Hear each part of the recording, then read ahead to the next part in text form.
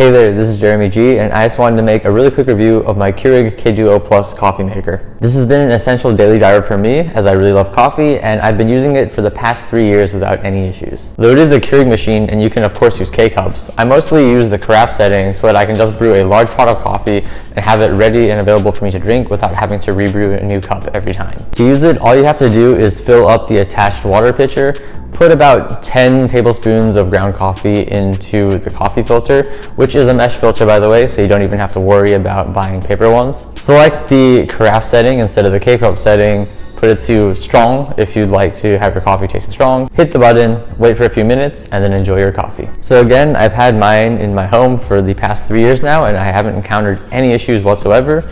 I do think that it is a really nice essential to have a high quality coffee maker in your home, so pick up one of these for yourself and you won't regret it.